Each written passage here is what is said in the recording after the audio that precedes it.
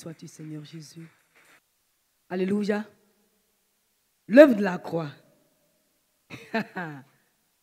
On penserait que c'est une œuvre de faiblard. L'œuvre la plus puissante, là, c'est la croix que ça s'est passé. Parce que nous lisons dans la parole de Dieu qu'en Israël, autrefois, c'est les criminels, c'est-à-dire les rebuts de la société, ceux de qui on ne parle plus, ceux à qui on ne pense plus, ceux qu'on voit comme les ordures, les balayures, c'est eux qu'on livre à la croix. C'est pourquoi le jour où Jésus a été livré à la croix, il y avait deux brigands. Et des deux brigands, il y a un qui a donné sa vie à Jésus. Parce qu'il a vu que lui, il était digne. Mais Jésus n'était pas digne. Et il a vu que quelqu'un qui n'est pas digne, s'il monte là, et puis nous, on est à côté de lui.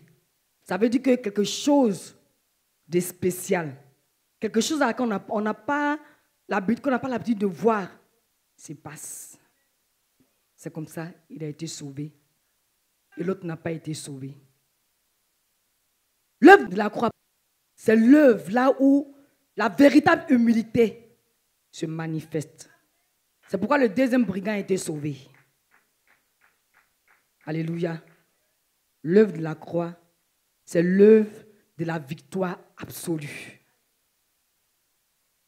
Quand quelqu'un est à la croix, c'est fini pour lui. Mais quand Jésus est parti à la croix, il a renversé la tendance.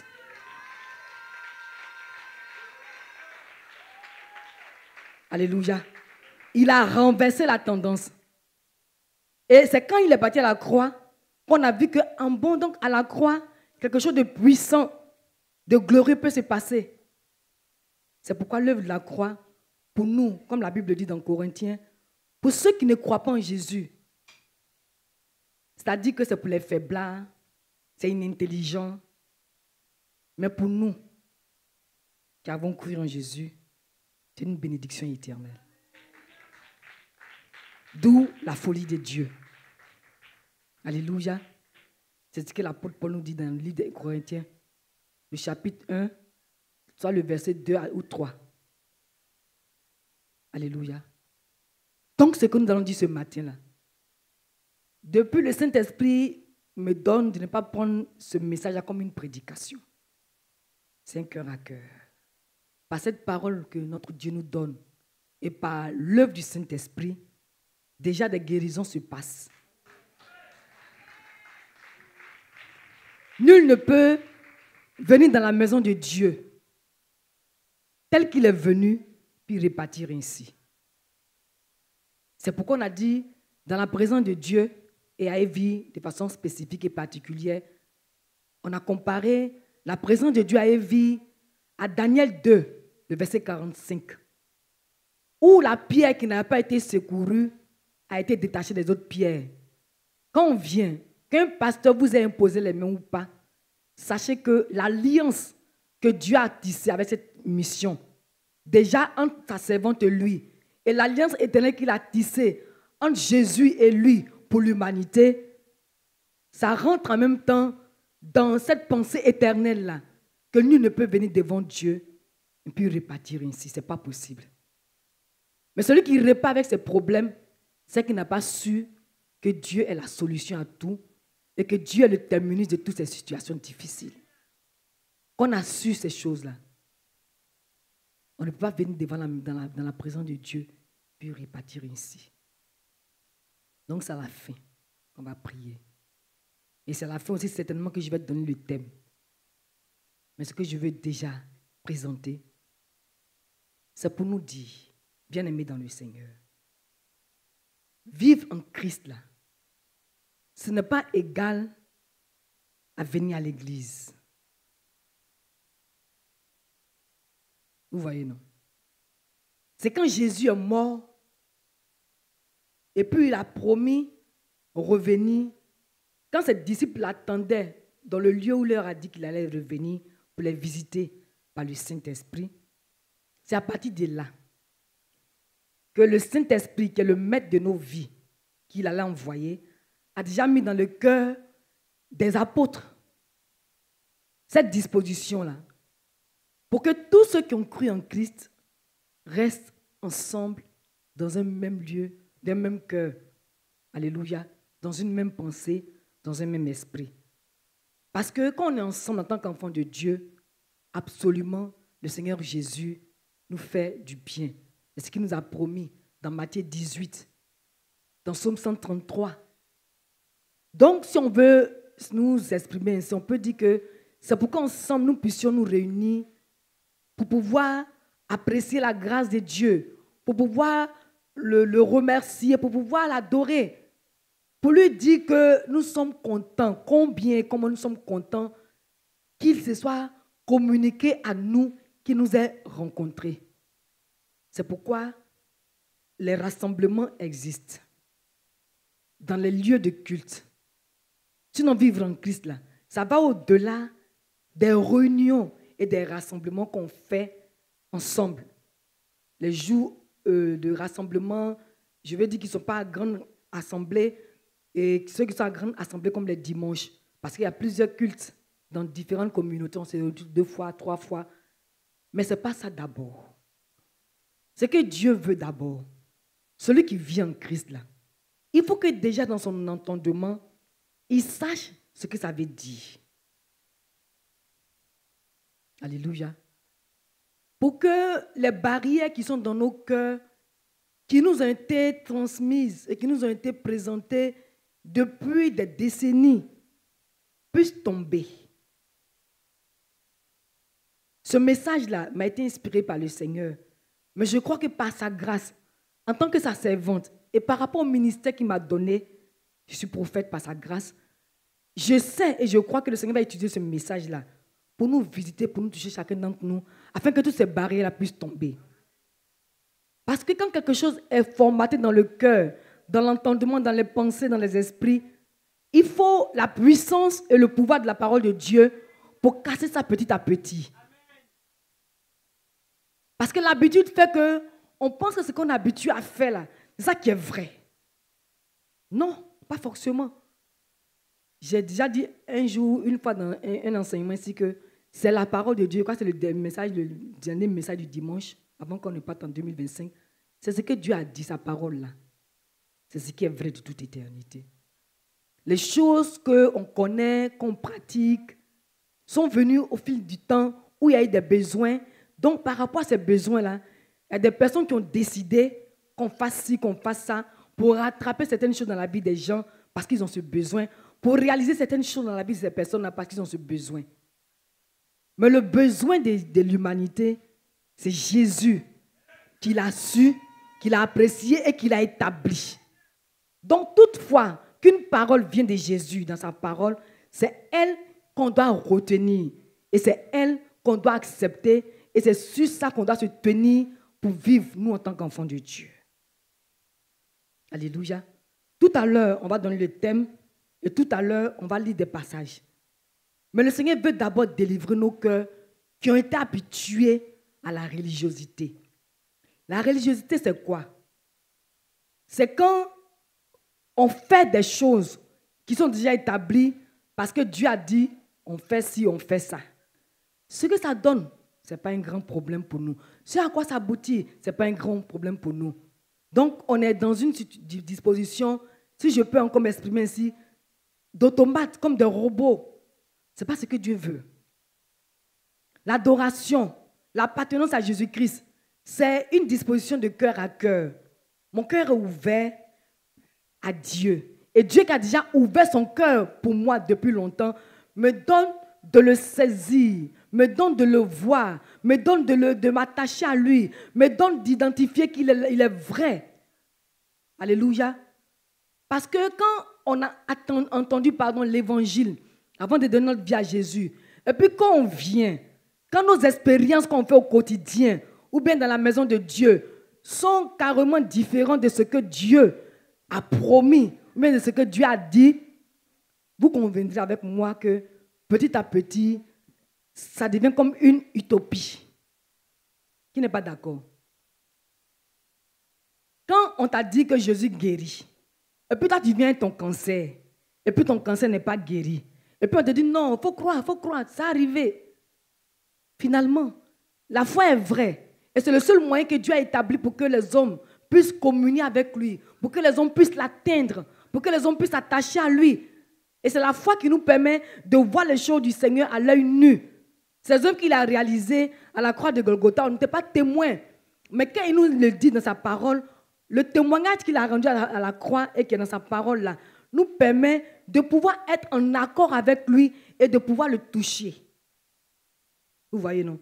Mais quand on te dit que Jésus guérit, et puis ton cancer dure des années, non, si on est honnête, qui va continuer de croire?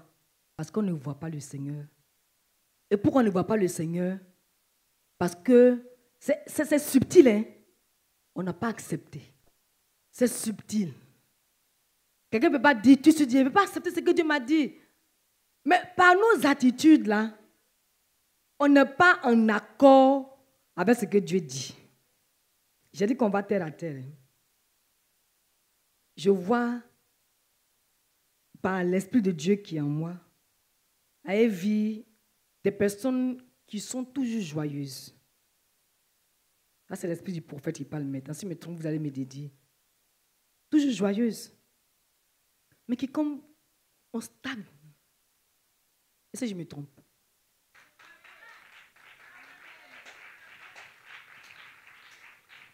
Et ça, c'est parce que on n'a pas ouvert notre cœur à Jésus. Ses œuvres nous plaisent. Tout ce qu'il fait, on est d'accord avec.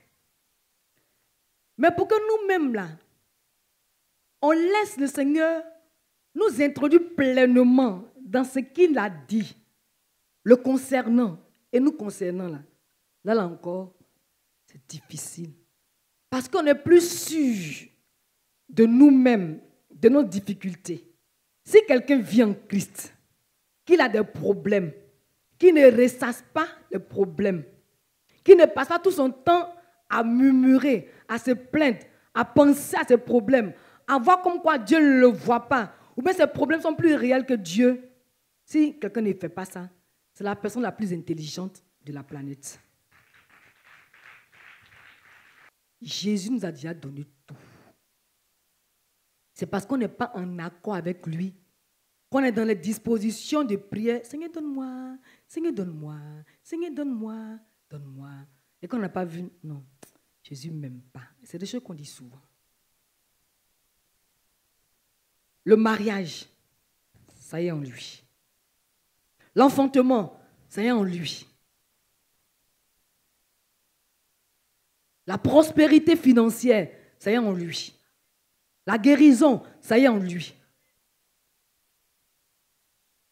C'est chercher les profondeurs de Dieu qui va nous faire du bien. Donc, on est né avec ce que nos parents nous ont dit. Donc, c'est la nature naturelle, la nature humaine. C'est ça qui est encore en nous. Alors que Jésus a déjà introduit la nature surnaturelle. Sa vie qu'il a introduite en nous, là. C'est ce que ça veut dire. Ce n'est pas utopique. Mais on n'est pas en accord.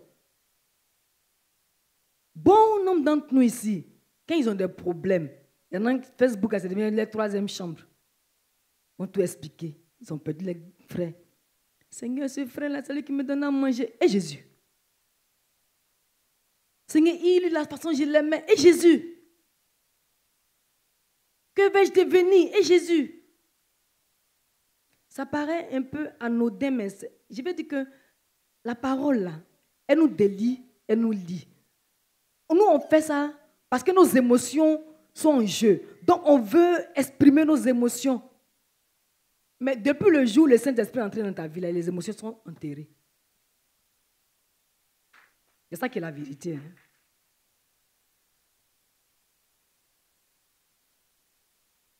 Et comment faire pour qu'on vive maintenant par l'esprit, sans laisser les émotions là, ça émane de l'âme. Les émotions émanent de l'âme. Quand Jésus a introduit son esprit en nous là, c'est le Saint-Esprit qui domine sur l'âme. Vous voyez, non? Et bon nombre d'entre nous, quand ils ont des problèmes, c'est comme si Jésus n'avait jamais existé dans leur vie. C'est un danger. Jusqu'à quand? À quel moment quelqu'un va grandir? À quel moment? Et quand c'est comme ça, quand on n'a pas le besoin, on a le besoin qu'on croit pour nous qui n'est pas pourvu, on te plaint, on murmure. Et quand le Seigneur me donne ce message, il y a une pensée qui m'est venue. Avant qu'on partait chez les fétichistes, chez les marabouts, là, quand ça n'a pas réussi, on va murmurer. On ne murmure pas. On ne se plaint pas. Hein, ou bien on se dit qu'on est les enfants chéris. Mais enfant chéri, là, c'est celui qui met en pratique la parole de son Dieu. Jésus nous a dit qu'il nous a tout donné. Ce n'est pas parce que tu ne touches pas. Ce n'est pas parce que tu ne vois pas que tu n'as pas ça. Jésus a dit qu'il a donné. Il ne ment jamais. En lui, il n'y a point d'ombre de variation. Il est le Dieu en qui on ne va jamais trouver de mensonges.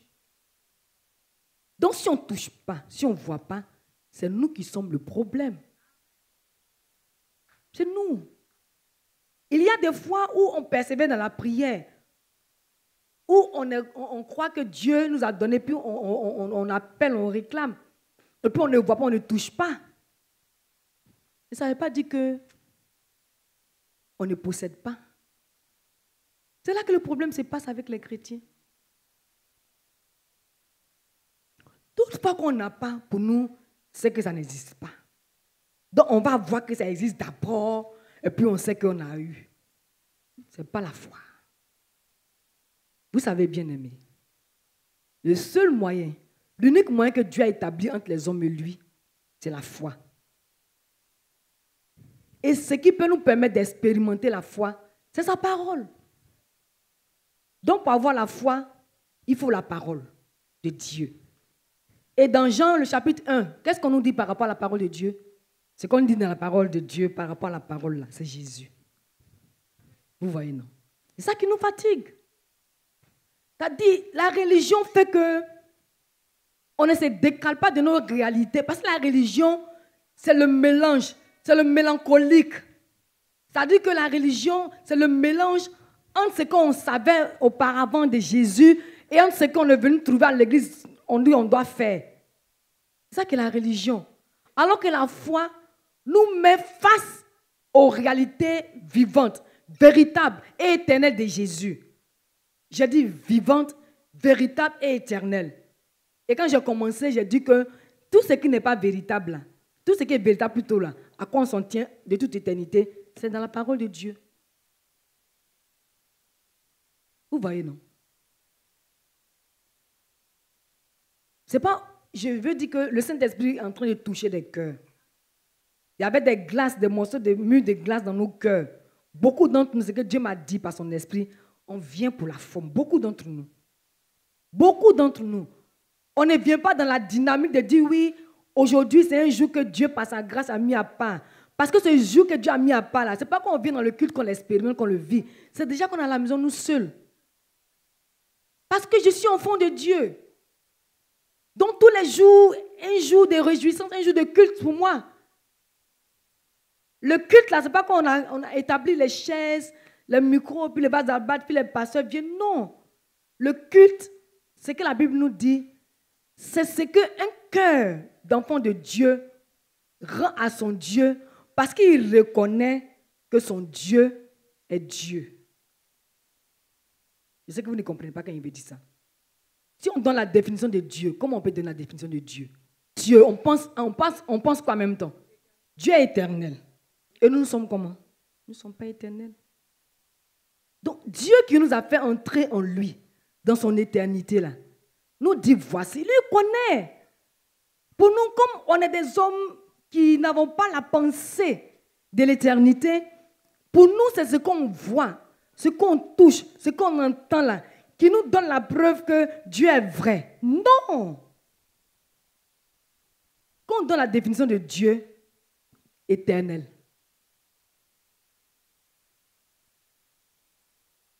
Éternel. C'est ce qui a un commencement, une fin, que qu'on n'a pas trouvé, on est troublé.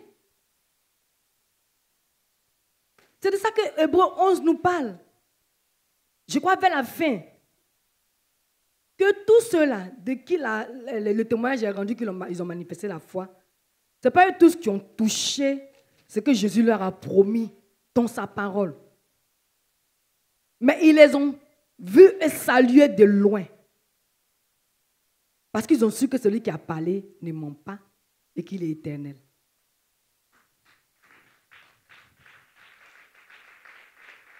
Vous voyez, non? Frère Virien, et toutes les personnes qui, par la grâce de Dieu, vont écouter ce message, sortons de ce mélange, de cette mélancolie. Ça ne nous arrange pas. On ne pourra pas grandir. Jésus veut nous voir grandir. Jésus veut nous voir grandir parce qu'on est sur la terre. On est tellement habitué aux choses de la terre que c'est elles qui nous définissent. C'est elles qui nous influencent. C'est elles qui nous intéressent. Ce n'est pas normal. On te voit. Les soeurs qui t'ont grandi quelque part. Tu as 40 ans, passé 50 ans. Bonjour ma soeur, tu es mariée? Non. Ah, toi aussi, depuis tu n'es pas mariée. Puis en même temps, ton cœur n'est pas tranquille. Seigneur, tu vois, tu es déjà marié. C'est comme ça on prie. Hein? C'est-à-dire que notre vie chrétienne, on l'a vue par rapport au siècle présent. Ce n'est pas normal. Ce n'est pas normal. Ce que je suis en train de vous dire là, c'est des choses sur lesquelles le Seigneur m'a parlé. Et je me suis souvenu de quand le révérend disait que celui qui a des problèmes et qui ne prend pas tout son temps pour penser à ces problèmes-là, c'est lui l'homme le plus intelligent de la planète. C'est comme ça que Jésus veut qu'on vive. Sortons de cette façon avec laquelle on a vécu durant tous ces temps en Christ. Et pour sortir, ce n'est pas difficile. Ce n'est même pas prière. Commence déjà à t'éloigner de ce que toi-même tu fais. Et puis tu sais que ça te récale. On ne dit pas que quand on a des besoins, on ne prie pas. On prie, bien au contraire. La prière est le moyen que Jésus nous a donné pour que nous puissions communier avec lui. Alléluia. Comment quelqu'un a tout et puis il court après rien? C'est parce qu'on a été habitué à voir rien. Et vous savez ce que moi j'appelle rien là? C'est ce qu'on a puis ça disparaît. Mais ce que je suis en train de dire dans ce message-là, si on ne réalise pas que tout ce qu'on a vient de Jésus et que c'est lui qui doit les gérer et que nous, on se confie en nous-mêmes pour les gérer, qu'on se confie en nous-mêmes pour les entretenir, que ce soit nos relations, dans le couple, en famille, quand c'est nous-mêmes qui faisons les choses pour que ça évolue, ça peut nous échapper. Ceux qui sont sans Christ, eux, ils peuvent gérer comme ils veulent. Mais nous qui sommes en Christ, là, on doit identifier que ça vient de lui. Et lui qui nous a donné ça, Seigneur, tu m'as donné. Je ne savais même pas que tu allais me donner, tu m'as donné. Voici. Fais-en ce que tu veux parce que tu peux tout. On est rentré dans le feu et la flamme de Jésus. Mais on n'a pas su permettre au Seigneur de nous enseigner à vivre en lui et de nous apprendre à marcher dans ses voies. On est venu trouver dans l'église un certain canevas dans lequel on s'inscrit et dans lequel on a marché, qui n'était pas, bien souvent pour certains d'entre nous, des vérités établies, des vérités éternelles. Donc on a marché tant bien que mal. Souvent quand tu es soufflé, tu jettes l'éponge. Souvent quand tu penses que tu es regardé, tu récupères l'éponge. Mais la base n'a pas été solidifiée par le pouvoir de Jésus. C'est de ça que Jésus parle actuellement. Quand la base d'un enfant de Dieu a été solidifiée par Jésus, comment ça s'est fait? Quand tu deviens chrétien, là, tout ce qui est là, c'est vrai, c'est beau. Hein? Jésus, tu es là. Conduis-moi. C'est des prières qu'on va penser que elles sont anodines, mais ce n'est pas anodin. Parce qu'on a conçu Jésus dans notre entendement. Chacun d'entre nous voit Jésus comme il veut le voir. Si je me trompe, que quelqu'un me dédise, c'est là que le problème se passe. Jésus nous a donné la grâce de nous donner à lui. Quand on s'est donné à lui, là, ce qui est derrière, ce qui est devant, c'est lui qui sait. Seigneur, je ne connais rien. Prends-moi. De la façon dont on dit, je te donne mon cœur, là, Ça déjà, je ne vais pas dire que c'est pas une formule quand on donne sa vie à Jésus.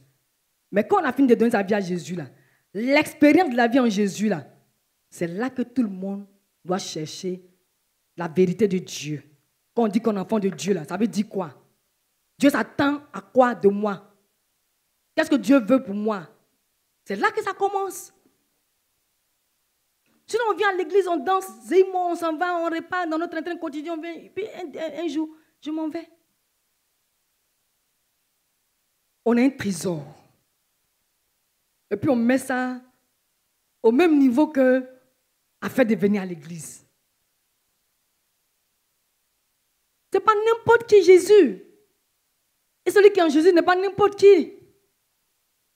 Mais nous, on a fait affaire de Dieu là comme quelque chose de normal.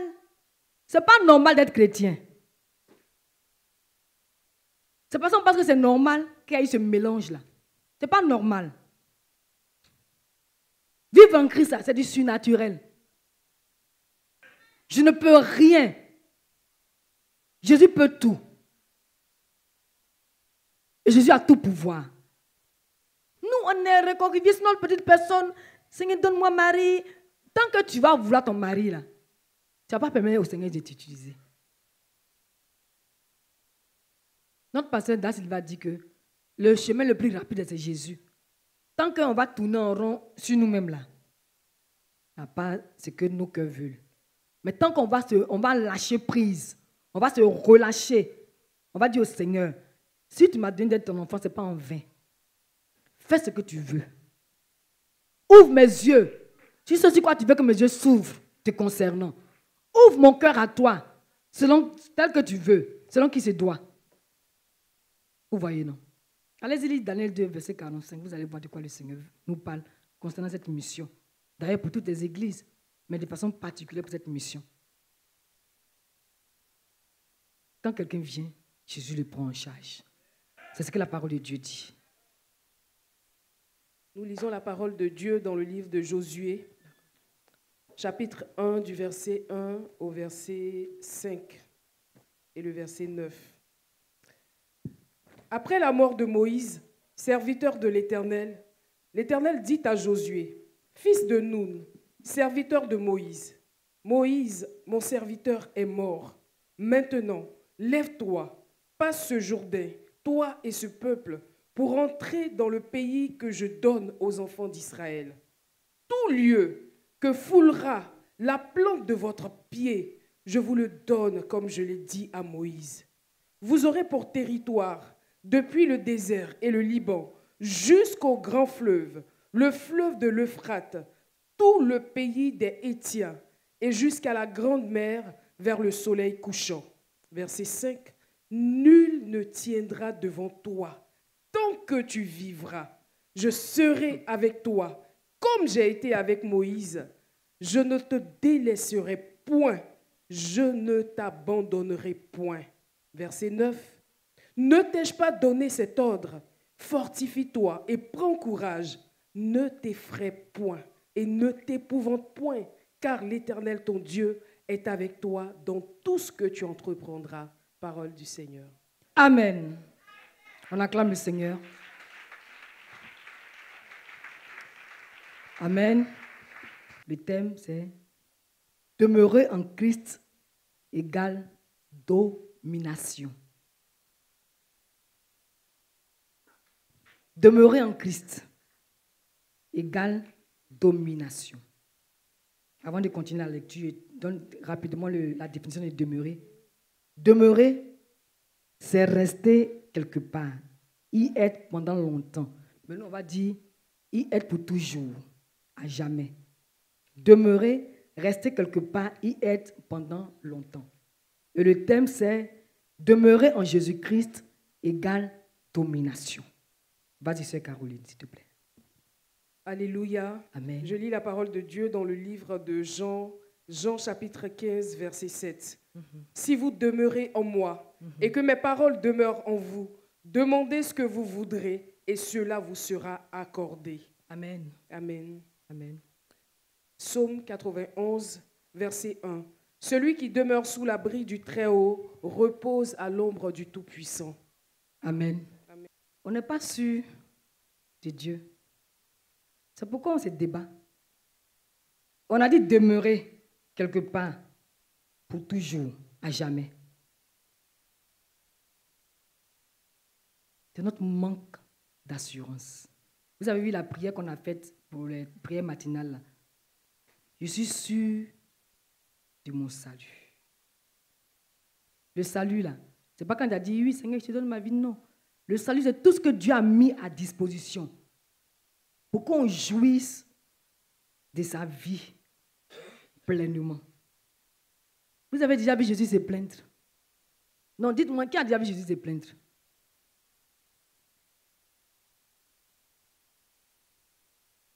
Jésus, il est sûr de lui, il sait que c'est lui qui est là. Celui qui règne. Rapidement, le verset 2 de Josué 1, le Seigneur, oui, pour entrer dans le pays que je donne aux enfants d'Israël. Dieu nous donne de rentrer en Christ. C'est lui qui nous en donne l'occasion, le pouvoir. De la même façon dont les enfants d'Israël, Dieu leur a promis Canaan. Et puis ils sont rentrés à Canaan là. C'est comme ça que Dieu a disposé Jésus-Christ pour qu'on entre en lui. C'est lui qui nous a fait entrer en Jésus. Donc pourquoi maintenant on est rentré en Jésus et puis c'est comme si c'est nous qui devrons faire des efforts pour prendre soin de nous-mêmes. Mais c'est l'échec. J'ai commencé par dire que celui qui voit ses problèmes avec ses yeux et qui ne réfléchit pas, qui ne ressasse pas, c'est l'homme le plus intelligent. Et c'est le contraire qu'on fait. Ça veut dire qu'on ne veut pas jouir du repos de Jésus. Dieu dit ici, pour entrer dans le pays que je donne aux enfants d'Israël, tu es entré en Jésus. Le verset 3, il dit, tout lieu que fleura la plante de votre pied, je vous le donne, comme je l'ai dit à Moïse. Dieu nous a donné la délivrance. Vous savez pourquoi? Le peuple d'Israël hésitait quoi avant? Et quand on était encore païen, on était quoi? Il nous a donné la délivrance. Il nous a donné la délivrance. Vous savez qu'on continue de couper sous le poids de je fais ci, je n'ai pas ça, je n'ai pas... C'est encore l'esclavage. Est-ce que vous avez déjà vu le roi aller commander de la nourriture ailleurs? À moins que quelqu'un veuille avoir l'honneur, le privilège que le roi peut lui donner quand il l'invite chez lui. Le roi ne prend pas sa soupière pour aller chez les gens pour demander à manger. Jésus nous a accordé la délivrance. La délivrance. Le repos, là, c'est la délivrance en tout. Et il dit que tout lieu, ils étaient esclaves, non? Maintenant, ils quittent l'esclavage, ils entrent dans un pays que Dieu leur a donné, qui n'était même pas leur pays. Dieu dit entrez dans ce pays. Et puis il dit c'est pour vous. Donc ils sont quoi?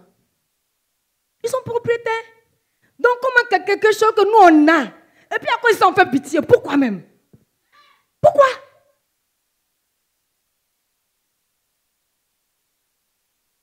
Comme on n'a pas encore vu, c'est qu'on n'a pas. Hébreux 11 dit, tous ceux à qui ils ont rendu témoignage de leur foi, là, ce n'est pas tous qui ont touché, pas tous qui ont vu, mais comme ils savent que Dieu qui a parlé ne ment pas, ils sont salués de loin.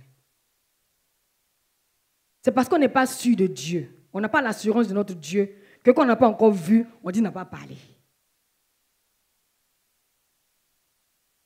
D'esclaves à propriétaires, c'est ce que nous sommes en Jésus. Ça, c'était le verset. Maintenant, il dit, nul ne tiendra devant toi tant que tu vivras. Je serai avec toi comme j'ai été avec Moïse. Je ne te délaisserai point. Je ne t'abandonnerai point. Je ne t'abandonnerai point. Je ne te délaisserai point. C'est des promesses. C'est des promesses.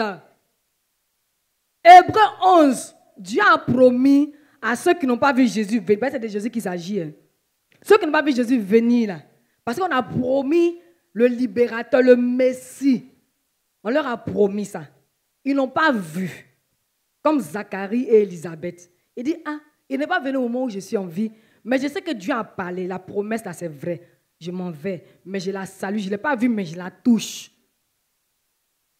Vivre en Christ, c'est du surnaturel.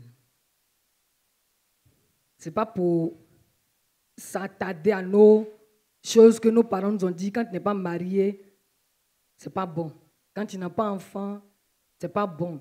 Quand tu n'as pas voiture, ce n'est pas bon.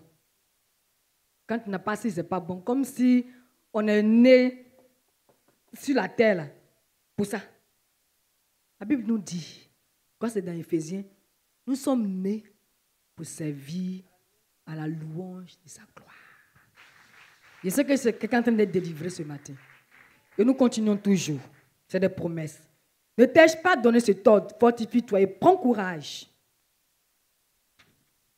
Ne t'effraie point et ne t'épouvante point. Car l'Éternel, ton Dieu, est avec toi dans tout ce que tu entreprendras. Le thème du message, demeurer en Christ égale domination. Quand Dieu ouvre sa bouche pour te dire qu'il est avec toi, tu domines.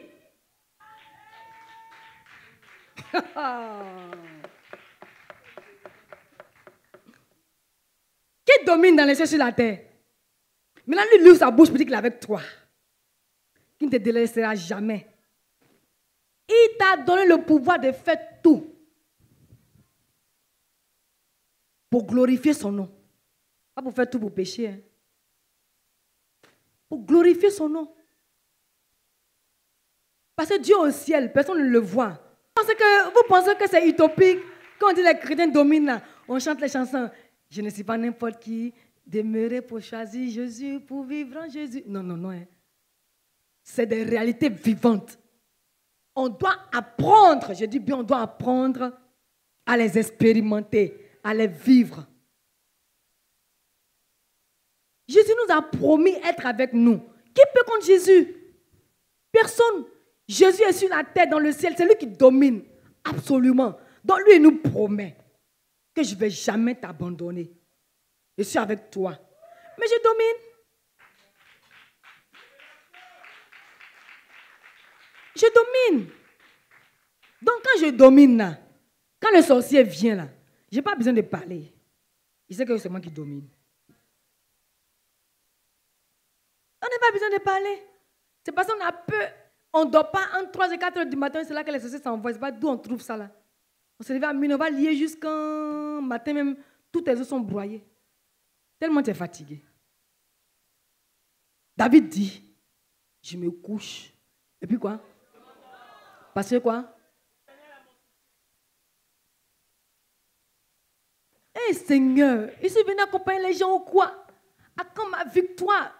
Donc, je viens de dire au début de la parole de Dieu que à la croix, là, ce qui s'est passé là, c'est la puissance déployée.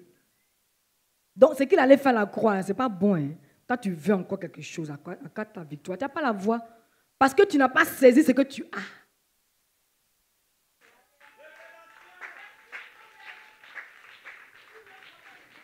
J'ai quelque chose. Et puis, je ne saisis pas la chose. Et puis, je regarde. À quand ma victoire? La victoire, elle te regarde, elle est étonnée. Mais de quoi elle parle? Parce que tu n'as pas saisi. Parce que tu n'as pas perçu. Parce que tu n'as pas su. Parce que tu n'as pas été en accord avec Jésus. Tu as voulu voir d'abord pour que tu saches que tu as ça. Non. C'est parce que Jésus a déjà tout planifié et qu'il dit que tu as ça. Éphésiens 1, le verset 3. Jésus ne ment pas. Mes frères et mes sœurs, celui qui ment de toute éternité, c'est le diable. Jésus ne ment jamais. Alléluia. Et le Jean 15, si vous demeurez en moi et que mes paroles demeurent en vous, demandez ce que vous voudrez et cela vous sera accordé. Ce que nous voulons là, c'est ce qu'il a déjà prévu pour nous. Ce n'est pas autre chose. Il sait que ce que nous on veut là, c'est les bonnes choses. Dieu en lui, il n'y a pas de mauvaises choses. Quand il dit ce que vous voudrez là, il sait que l'homme ne va jamais vouloir quelque chose de mauvais pour lui. Et ce que vous voudrez là, c'est les bonnes choses que j'ai mises en moi, qui sont en moi pour vous là. Demandez. Quelqu'un ne peut pas le demander à Dieu la mort, non. C'est pourquoi sa parole dit que comme méchant comme vous l'êtes, si vous savez donner de bonnes choses à vos enfants, pourquoi pas moi qui suis bon de ma bonté éternelle? Pourquoi il n'y a pas vous donner les bonnes choses? Jean 15, verset 7 dit, demandez ce que vous voudrez. Et cela vous sera accordé. Parce que le Seigneur sait qu'on veut toucher, on veut posséder ce qu'il a déjà prévu pour nous en Jésus-Christ. Seigneur, merci. Parce que tu me donnes. Parce que je touche. Même si je n'ai pas encore touché, je sais que ça est là. J'appelle à l'existence. Ce n'est plus des prières. Le carnaval est établi. Donc quand on sort de là, on est fatigué. Parce qu'on a voulu suivre le carnaval pour que Dieu nous écoute. Pour qu'il nous entende, pour qu'il nous voie. Mais ce n'est pas le carnaval. Hein. Le carnaval, ce n'est pas mauvais. Ce n'est pas non plus une formule. Mais au-delà du carnaval qui est là. Le carnaval est venu nous trouver à l'église pour certainement mettre un certain ordre pour qu'on s'approche du Seigneur. Ce n'est pas mauvais, c'est bon. Mais on n'est pas restreint. On n'est pas dans le carnaval absolument, sinon je n'ai pas été exaucé. Le carnaval dans lequel le Seigneur nous a inscrits là. Tu as entendu ma parole. Tu crois, demande, tu reçois.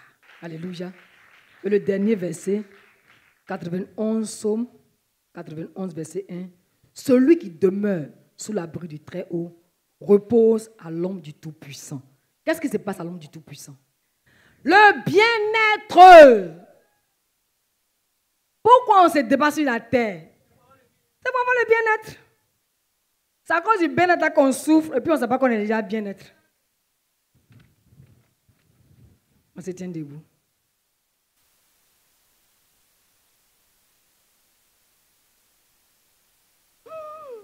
Vous savez que par ce message, comme je l'ai dit, le Seigneur nous a délivrés. Hein. Les visages qui étaient comme des pommes, là, ça a commencé à s'ouvrir. Se détendre. La parole de Dieu délivre, elle libère. À qui on a déjà dit qu'on va l'opérer? À qui on a déjà dit qu'on va l'opérer? Ok, place-toi là. C'est ce que le Seigneur m'a donné comme directive d'abord. À qui on a dit qu'on va l'opérer? Venez rapidement, n'ayez pas peur.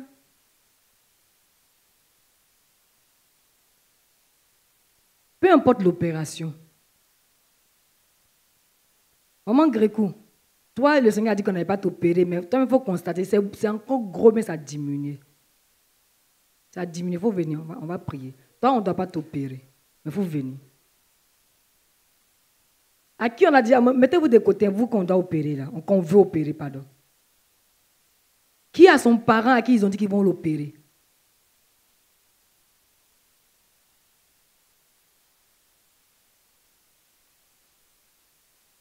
Ton mari. Lui, on veut l'opérer de quoi? Les yeux. Viens. C'est la directive que le Seigneur a donnée pour prier d'abord pour ceux-là. Maman, tu as apporté ton alliance, ta bague de mariage. C'est ça qu'elle a, ok. Tu as vu comment quand on a prié pour le frère mec sur la bague de sa femme là, Jésus l'a guéri, non? C'est comme ça qu'on priait. Une dernière fois, à qui ils ont dit, parler d'opération, mais à un de ses parents, on a parlé d'opération, venez. Chacun a noté toutes les définitions qu'on a données par rapport à demeurer en Christ égale domination, là, non? On a noté, non? Voilà. Là, on va voir, pour nous-mêmes, voir si... Décalez-vous, s'il vous plaît. Si on fait l'expérience de ça au quotidien. Ok, là où on veut vous opérer, là, mettez la main puis glissez. Mettez la main là puis glissez. Puis vous dites, tu as disparu. Pas tu disparais. Dites, tu as disparu. Tu as disparu. Tu as disparu. Maman Igor, toi tu mets une main sur tes yeux, puis tu mets l'autre main sur ton alliance. Voilà. Tu as disparu. Tu as disparu. Je ne serai plus opéré. Dis toujours, tu as disparu. Tu as disparu. Tu as disparu. Tu as disparu. Tu as disparu. Au nom de Jésus. Maintenant, frottez votre nuque. Frottez bien. Frottez bien au nom de Jésus. Frottez bien. Même si vous représentez quelqu'un, frottez bien. La puissance de Dieu n'est pas limitée. Il y a plusieurs témoignages de ce genre où la personne n'est pas là, puis Jésus propulse sa guérison qui va trouver la personne là-bas. Portez bien votre nuque. Maintenant, tirez vos 2 gros orteils. Tirez bien vos 2 gros orteils. En même temps, tirez-les très bien. Peu importe la maladie, peu importe. Jésus vous a libéré. Au nom de Jésus, Amen. On acclame le Seigneur. Allez, venez rendre témoignage. Vous avez compris? Allez, puis venez rendre témoignage. Parce que moi, je sais que tout est parti. Si vous êtes en accord avec ce que je dis, parce que je le dis au nom de Jésus, il m'a dit ce que je dis en son nom là. Ça se passe, ça se réalise. Tout le monde se tient debout. On lève les mains. Nous te bénissons, Seigneur, notre Dieu, au nom de Jésus. Tu es tellement bon. Seigneur, au-delà de ce que nous on voit avec nos yeux, comme quoi je viens à l'église, ce temps-là, ça te sert pour que nous puissions communier avec toi. Selon que ta parole le dit dans le psaume 132, voici, bénissez l'Éternel, vous tous, serviteurs du Seigneur, qui demeurez dans la maison du Seigneur. Levez les mains vers lui et sachez que c'est lui qui vous prend en charge. Seigneur, tu nous as visités. Waouh! Depuis ce matin, dès 7 heures jusqu'à maintenant, et ton œuvre continue encore dans nos vies. Nous voulons te rendre toute la gloire parce que c'est toi qui es bon pour nous. Merci de nous donner d'expérimenter la plénitude à laquelle tu nous appelles en Jésus-Christ. Seigneur, pas le superficiel, pas le superflu, mais les profondeurs de la vie en Jésus. Parce que désormais que nous sommes devenus enfants de Dieu, c'est du surnaturel qu'il s'agit. Il ne s'agit plus de ce à quoi on est habitué, mais de ce qu'on connaît. Mais il s'agit de ce qu'on ne connaît pas, que tu veux nous faire découvrir chaque jour un peu plus. Parce que tu es un mystère. Merci Seigneur notre Dieu, au nom de Jésus. Amen.